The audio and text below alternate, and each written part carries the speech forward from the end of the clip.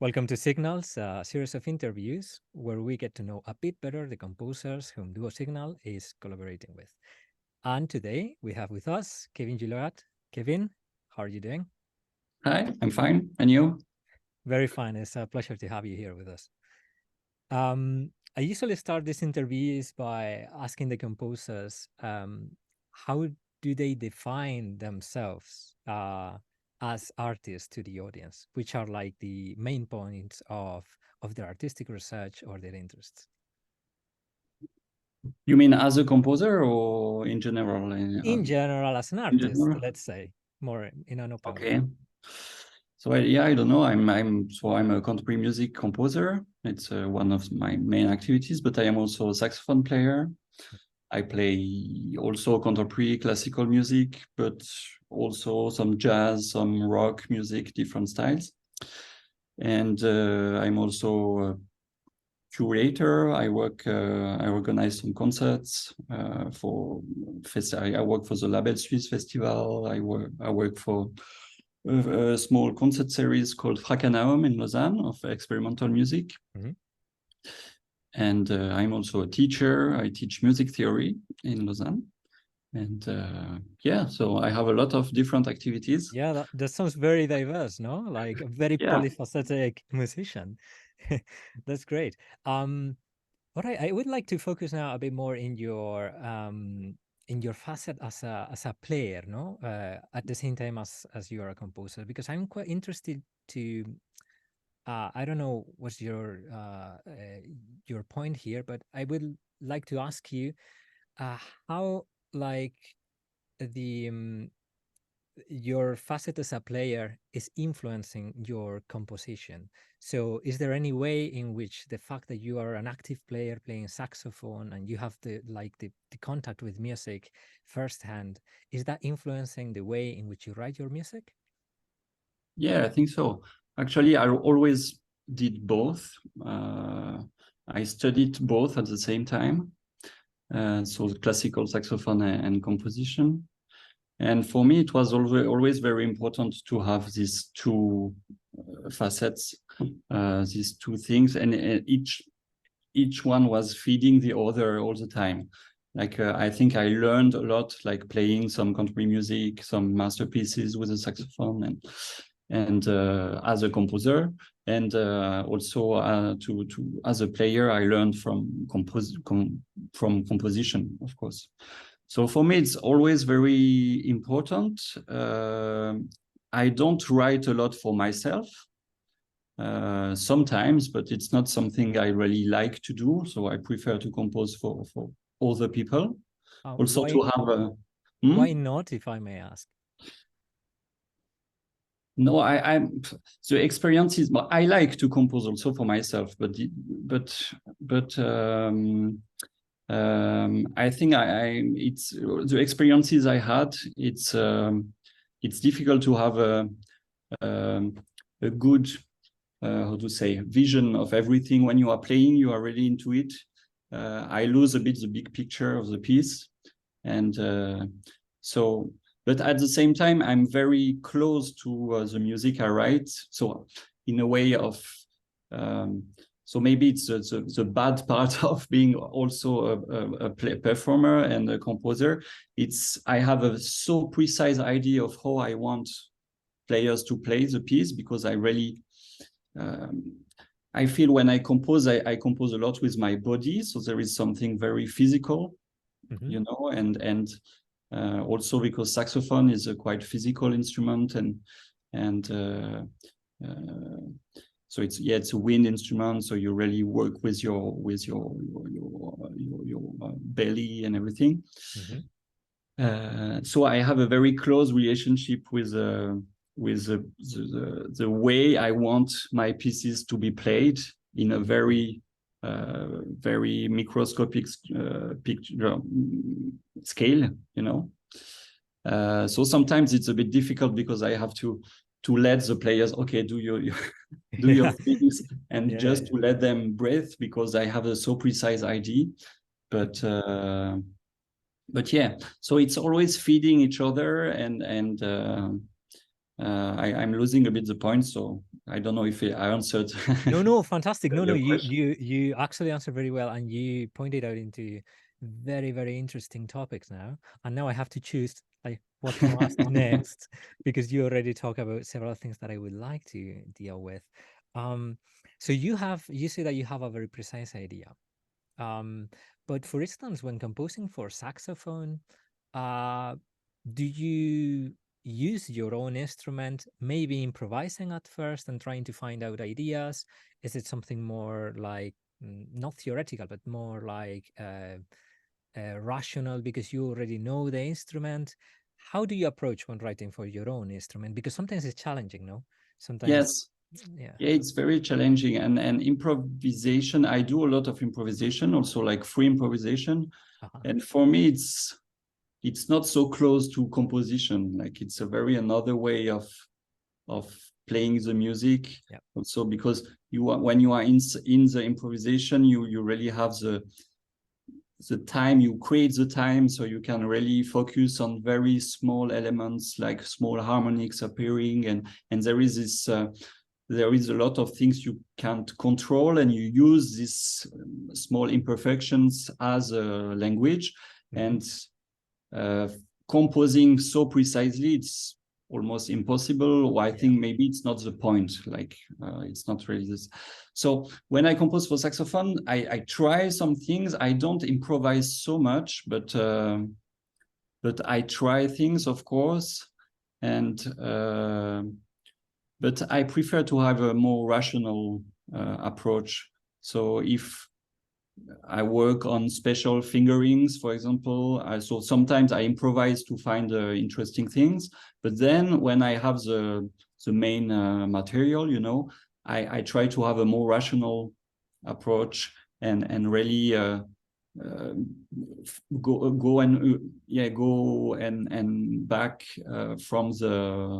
from my composition, you know, things like my calculations and everything, and go back to the instrument, and there is this kind of dialogue between the two things.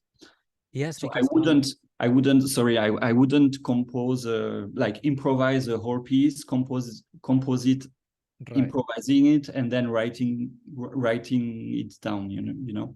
Yeah. Because as you said, like that when improvising, you find little imperfections that may be part of the musical material, but then if you try to compose with them, they may be a bit difficult to maybe transcribe. And that's why I was thinking when you said that maybe if you improvise with your instrument and you find like a really fascinating sound, but then that is the thing. I mean, you are performing it, but how do you end up transcribing some fingers that aren't really like really crazy and maybe aleatoric, no? Have you ever encountered that dichotomy, the dichotomy in which you found with the saxophone a really fascinating sound, and then the challenge of transcribe it because it was a bit maybe freer or something? Yeah, sure. But then you arrive to this. Yes, there is this limitation of what you can write, and as you said, as the details you can achieve, and also the personality of everybody. Like I make some sounds, and I had sometimes the experience of I had a very precise sound in mind. I can play it, you know, but sometimes the other saxophonists, it's not so easy for him to find the same thing because it's so precise. And so I always prefer to have to have a more, well, it's always a question for a composer, what you write, what you don't write. Yeah. And so I think I try to be precise, but also to let some space for the performer to find his way to achieve the musical idea, because for me the musical idea is more important than the detail. Like it's a strange way to say it. The detail is also very important, but it's when it's I feel when it's too precise, too overwritten, you lose a bit the main thing, main point, and yeah. the performer can lose the phrase, the structure of the piece and everything, which is also very important for me. Yeah, I understand. And one last question regarding interpretation is because, well, I didn't know, but you said that you also play a bit of jazz and rock music.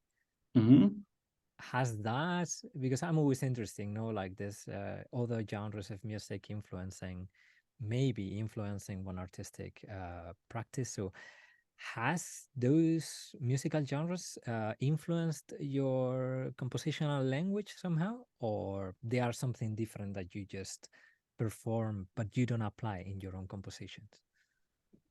No, I think it's also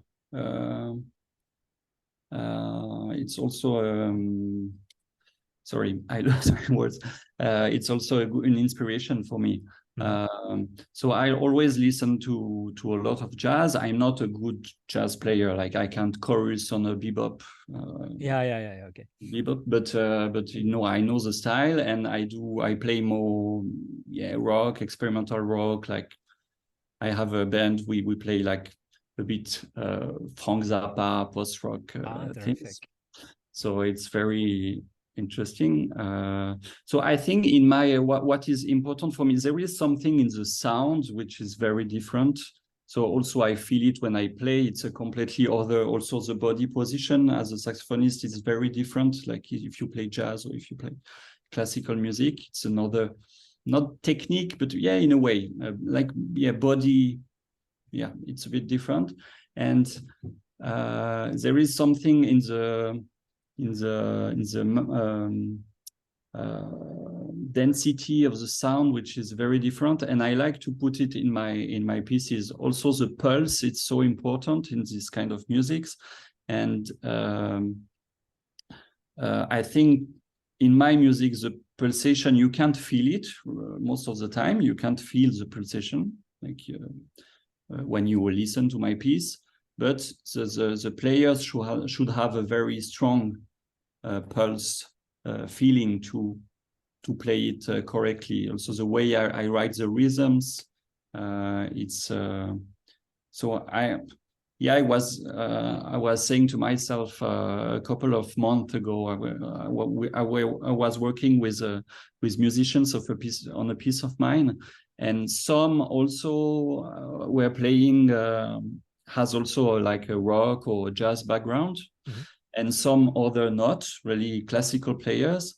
And for them, it was very difficult to make the rhythm and to play really together in the way I want it, like also to create the common energy, So I had this feeling, okay, to play my music, you should be a good classical music player, but also you should be able to play other styles like rock or jazz, to have this strong pulsation feeling and energy. Also, I like to have very strong, like kind of wall of sounds, in a way of very sostenuto sounds and very full, something for a long time.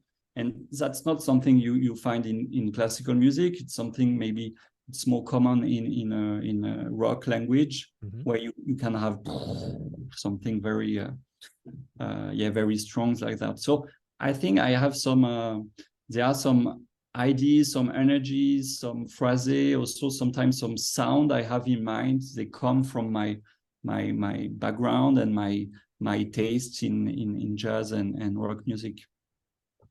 Okay, that's really fascinating, and also is something that is quite interesting, because sometimes is what you say, like how do you communicate these things, which are sometimes something not abstract, but it's regarding the quality of sound or the energy or the position, and those things are like nearly impossible to get in. I mean, you can write it like, try to perform this as if you were a rock musician, but either you know what you mean on it, or it's very difficult to grasp it, as you say. Fantastic. Also, I wanted to ask you about your work with electronics, because you also work with electronic media. I wanted to ask you, when this interest started? So when did you start to work with electronics? And more or less, where have you studied this electronic composition, etc.? Mm-hmm. So actually, it came quite late, like later than the beginning of my studies. So I studied the composition in Geneva. At the same time, I was studying saxophone in Lausanne. And in Geneva, they have a lot of they have a big also electroacoustic department. Yeah. But when I started there, I was really not. I was not interested in electronic music or in composing for electronic music. Maybe it was also a question of time because I wanted also to focus on the saxophone, and it was, for me, it was a bit too much because I felt electronic music it's a very important field, and also I want before approaching that to find a language, a compositional instrumental language. So when I did my studies in Switzerland, so 7 years, like in so Lausanne, Geneva, and then Basel, I didn't write for electronic, and it came a bit later. I had this thing in mind. Also, I played a lot of pieces with electronics as a saxophonist, so I had some ideas coming up, and I had the big chance to go to IRCAM 1 year, a bit later after I finished my studies. So I studied one more year there for the cursus of electronic composition. So that's where I really went into it and then composed a real piece with electronics. But actually, when I started to write electronics, it was funny because I understood that my instrumental writing, it was very linked with electronics. So I had this influence, like, for example, in the way I built the sounds, it's maybe something you kind of mixing, like with electronics. I also use for my harmony, I use a lot of differentials calculations, which is a bit like a ring modulation, like a written ring modulation. And so I had a lot of electronic things because, yeah, I'm also, our language nowadays, it's very linked with this 70 years of electronic music before. But so I had that in mind. And then when I began to compose for electronics, I feel in the other direction also. I mean, when I write for electronics, I like to write it in an instrumental way, like to write a lot of things before creating the sounds, or also sometimes the sounds can come before. I do some. It's a bit like the improvisation, you know, I was talking about. I like to make some tests and to try some things. But then I need to put it down in a rational way. And when I write my pieces for electronics, often I really write the notes, the sound I have in my head before making, you know, the sound with my computer. So there is also this back and forth, dialogue between both. So, I don't know if it's absolutely. No, it's really illustrating. I mean, we are getting to know you way better than we knew, and this is really good. So you said that you have a very precise way of thinking about the electronics, and then which kind of electronics do you prefer in a way? Do you work more with live electronics, or do you work more with fixed media, or what is the aspect of electronics that interests you the most? So I tried a lot of things. I'm also very interested because it's so wide, this electronic field. Like I wrote a piece a couple of years ago with pedal, you know, guitar effect pedals, and it was so amazing just writing for that, because you have also this very strict limitation, and you have to use it in a very creational way. But So I tried a lot of things with very fixed, you know, with a fixed media, and then you play with a click or just listening to it. Very live electronic things. And now I think I found a bit an in between, like so treatments, live electronics, it's always a bit tricky, but if you have time to do it and you don't have too many instruments, it's cool to do it. I like it, but I don't do it all the time. But when it's, I like to mix it. Don't do too much, like, because everything is based on the live, or live in a treatment way of, I'm saying. It's not only treatments, but also some fixed things. But for me, it's very important also to leave to the performer a great freedom, you know. And I think, because also I experience it with, as a saxophonist, play with a click track, and it's not so fun, actually. It's not so musical. So I try to don't put this don't give this to the performers who play my music. And so I try to find ways to let them some freedom. So usually I really like that there is someone playing the electronics when there is a mixed piece. So I always until then I always composed mixed pieces, so live electronics with acoustic instruments.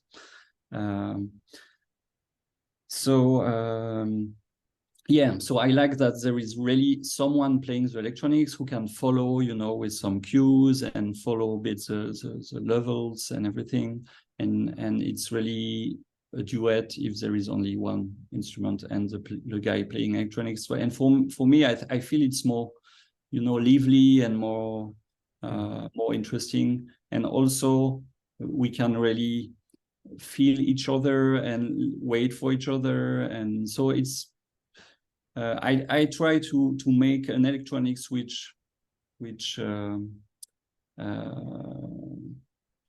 permit this, where we are able to have this freedom. So it's very important for me now. Mm-hmm. So basically they are like another instrument in the end. In a way, it's an instrumental conception of the electronics, because they are also playing on a stage, yes, modifying everything. Yeah, that makes it quite human in a way, no? It's not, so the person who plays the electronics, so he doesn't have so much to do. Like, it's not, you are not creating the electronics, but yeah. It's fixed. Like, there are a lot of fixed things, but then you have some freedom also to follow the instrumentist and play with her or him. Yeah. And do you like to do that work by yourself, or you rather another one to do it for you? No, I do it a lot by myself. I like to do it, but also I'm happy when someone else is doing it. But, I'm saying this because of the thing of maybe not performing your own pieces, but now, yes, performing your own electronics. Yeah. Which is quite interesting. Okay, I want to wrap up this interview by, well, for you to give us a little introduction to the work that you composed for Duo Signal that was premiered in the Nicati contest a week or 2 weeks ago already. So Signal Adrián. And could you introduce the audience a bit the work? So what is it based on, or?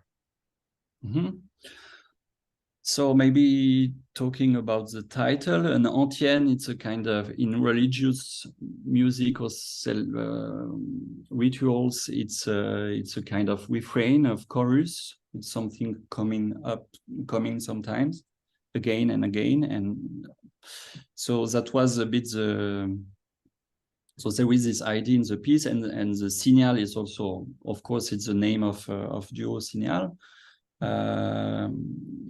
Dedicated to it, but it's also, there is a kind of signal in the so there is a 3-note cell, which is the beginning of the piece, and also it's really the DNA of the piece in a way. So this is a kind of signal, and this signal is coming in different ways, some at different places in the piece.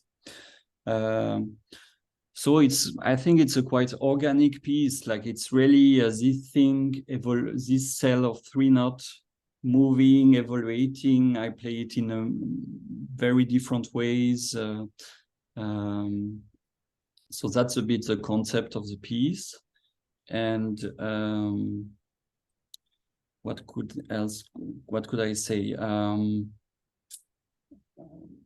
One question that I have, Yeah. that it's maybe a bit far-fetched, but you just mentioned that this Antien is linked to rituals. And also you had a piece for Hyperduo, which was in a way a ritual, right? Yeah, in a way, yeah. So is there something in this aspect of ritual that you like to explore, or it just happened by chance? I don't know. This may be just an overinterpretation on my side, but yeah, probably in my way of, for me, the music I compose, I wanted to.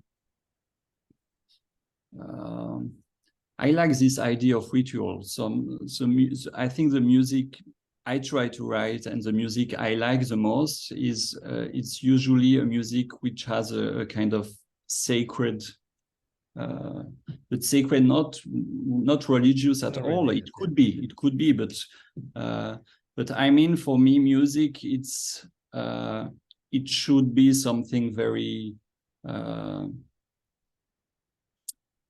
precious and something, yeah, for, I don't know, it's difficult to express, but but also the way I want to, you know, for me there is something a bit sacred, yeah, a bit, and I like to create this ritual time, this ritual, yes, escape, or I don't know how to say in my music. Yeah, but I'm not really. It's not very clear, my answer. I'm sorry. No, it's difficult it's difficult to explain this concept, but I more or less understand it. And then, so then the audience would participate in that ritual, I mean, by immersing themselves there. So it's something like more, as you said, it's something sacred. So it's something, maybe this word is a bit too big, but it's a bit more transcendental. It's not only something that you have the music and the musical material, and you can like rationally hear that and hear the relationship between the elements, but it's something a way maybe bigger, maybe that's looking for that impact to the audience. Yeah, exactly. I think you touched the point. So it's I like to create an immersive pieces, like, and the people, it's really the listeners, you know, they really enter the piece, and I don't try, you know, to, sometimes my pieces can be, there can be some humor, some it can be funny, or like the piece I wrote for Hyperduo, there is a lot of funny things. Yes. But at the same time, it's not, or music can be political, but for me, political music should, like, it shouldn't be only political. Like, I don't like music which is only to give a message, or a piece of art who only has a message. But I like to have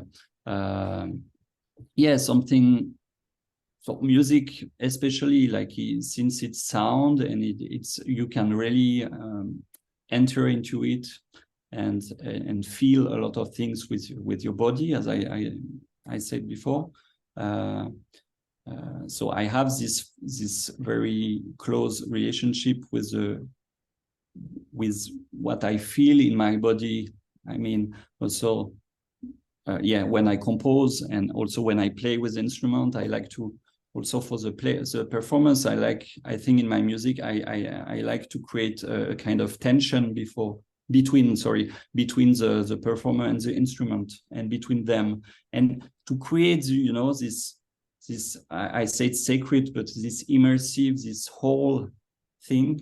And so the audience, as you said, they are not, maybe they can lose a bit the rational thinking and really go into the music and feel things, you know, with your belly, and you really feel into and have some emotions. And so it's very important to me, this part. Yeah. So this is a really beautiful thought. So I think with this one, we're gonna finish this interview. So thank you very much for joining us here, and well, very much looking forward to hearing to your piece again in Elements of Tone. Thank you.